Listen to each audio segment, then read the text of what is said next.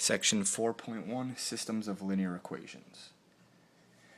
To start, let's talk about what a system of linear equations actually is. Well, systems of equations are when we have more than one equation, a set of equations that we have to look at and solve at the same time. We solve them simultaneously. So a linear equation we've been looking at involves two variables, x and y, and graphs a line. So we're going to look at two equations at the same time to start with a set of two equations. We call that the system.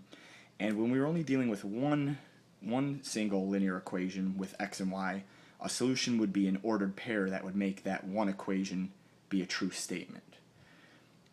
If it only had the variable x, a single variable in the problem, then a solution was that one x value, that one number that made a true statement for that particular equation. With a system of linear equations, since we have the two equations, both with an x and a y, our solutions are going to be the ordered pairs that not only satisfy the one equation, but satisfy the other equation. They have to, when we plug them into the equation, make true statements for both. So the first kind of questions you might see in a section like this is, you might be given a system of equations, similar to this here, two equations together, and you're asked if a particular ordered pair is a solution. And the only way we know this is to take that ordered pair, plug it into both equations, and see if we get two true statements for each of the two equations. So let's take a look at that. Is 3, 2 a solution to the system x plus y equals 5 and 2x minus y equals 4? So remembering with the ordered pair, our first coordinate is always our x coordinate, our second coordinate is always our y coordinate. And we're going to plug this ordered pair 3, 2 into both equations.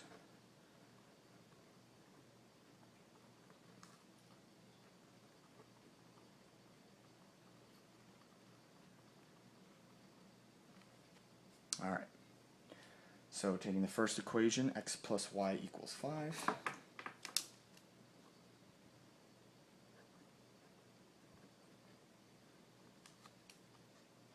We're going to replace x and y with 3 and 2. The x is replaced with a 3, the y is replaced with a 2, and pretty much we're asking, does that equal 5? It should be pretty obvious then that it does indeed equal 5 on both sides. We get a true statement.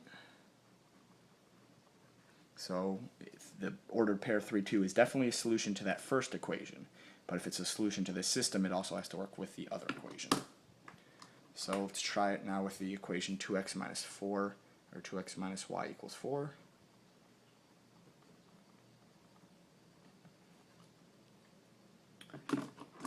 Plugging in 3 for our x coordinate and 2 for our y coordinate, we'd have 2 times 3 minus 2 equals 4.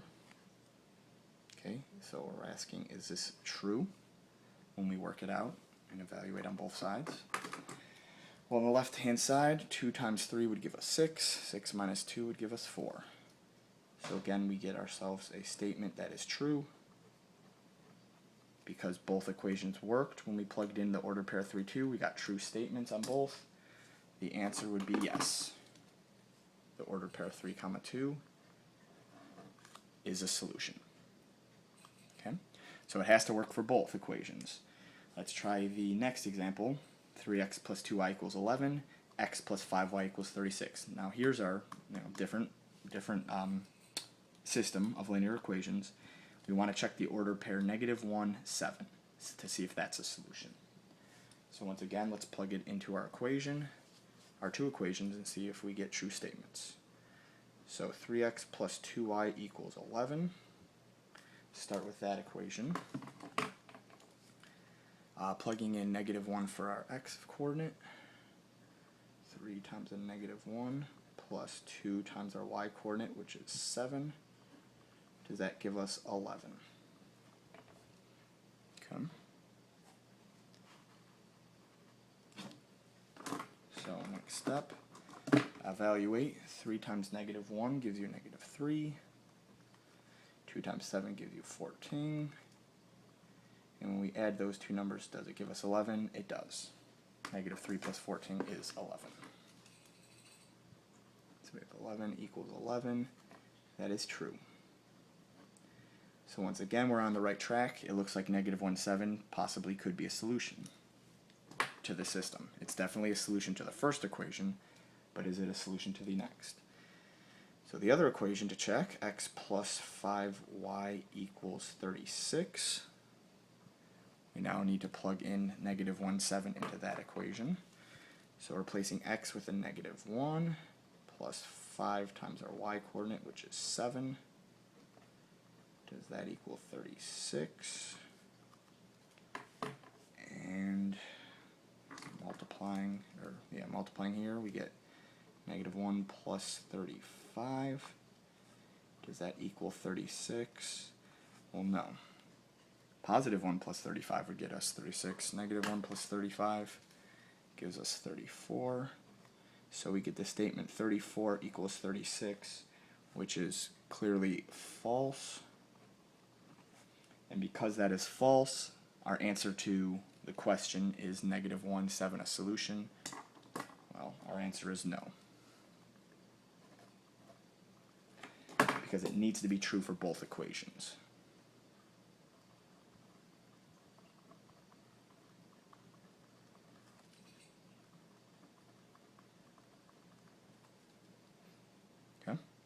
So negative 1/7 is a solution to 3x plus 2y equals 11, but not a solution to x plus 5y equals 36. Therefore, it's not a solution to the system. All right. So that's the first thing we're going to look at, is just given an ordered pair, checking if it's a solution. That's a pretty simple process, something we've already been doing previous to this section. A little more difficult when you have to, on your own, find what the solution to a system is. And we have multiple ways we go about doing that. The first way we typically learn is to solve a system by graphing. So we can look at the bottom of this page of the notes and kind of get an idea what it really means to graphically solve a system of equations. So we have a kind of real-world example here. A situation involving the years, which is along our x-axis here, the year since 2000, so 1 would represent 2001, 2002, 2003, 2004, 2005, and then along our y-axis, our vertical axis, is giving us the sales of cameras and digital cameras in millions of units. So this 4 represents 4 million sold, 8 million sold, 12 million sold, 16, and so on. So we have two lines graphed. This bottom line that's rising is the sale of digital cameras. This top line that's dropping from left to right, sale of conventional cameras. If you really think about it, that should make sense. Conventional cameras, those regular throwaway cameras, the sale of those have probably decreased over the years, are probably even worse than this now. Nowadays, no one really deals with those. Everyone has a digital camera, or nowadays, probably most people don't even have the digital cameras. They have their cell phones with the camera embedded. But this is data from back in the early 2000s. So what we have is, again, our x-axis representing years, y-axis representing the sales in millions of units, and these two equations, or these two lines, are actually represented with these equations here. What happens is when we want to solve a system by graphing is we want to see where, well, you might ask a question like, when were the sales of digital cameras and conventional cameras, when were sales equal? Okay, in what year or at what point? And looking at the graph, it looks a little bit off, but let's just say for the sake of this problem, let's say they cross right here at the 4, if we looked at an x value of a 4, and let's say if we drew a straight horizontal line to the left, let's say this is the value 11. So let's just all kind of agree on, for this example, we'll say that point where the two lines cross is the point 411. Okay? Well, that would be our solution in this case. We're looking what ordered pair do the two lines have in common, and that is the one and only one point on the graph where the lines cross. We call it a point of intersection. That is a solution, and that's how we do it graphically. We would graph two lines and see where do they cross. So we could come over here and say the solution as far as just mathematically, is the ordered pair 411. And if we took this point 411 and plugged in 4 for x and 11 for y into these two equations, in the top one we would get 19.4, and the bottom equation we'd end up getting 4.4. But graphically, we're really just looking at that point of intersection.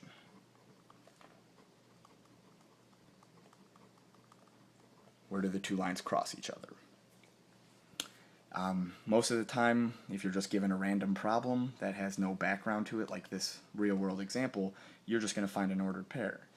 This example, though, however, has some meaning to it, gives you some background to why we would even solve a system using graphic methods. And I guess in this case, we wanted to see, okay, when were sales the same, and what year, and how many millions did they sell when the two different types of cameras were about the same amount of sales. So the point 411 really tells us that in the year 2004, because that's what the x-coordinate represented, is the year since 2000. So in the year 2004, sales for both types of cameras equaled about 11 million. Okay? So for both conventional and digital cameras.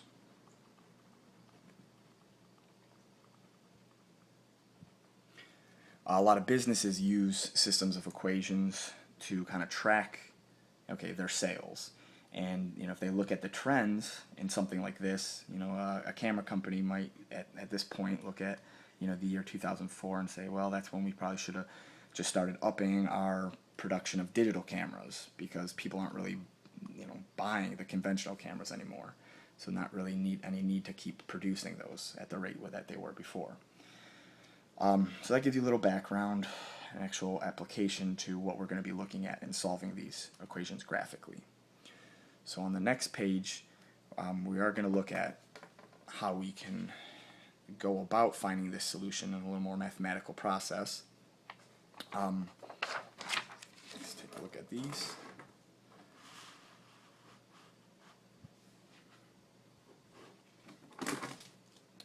So actually for this, we'll save these three examples for the next video.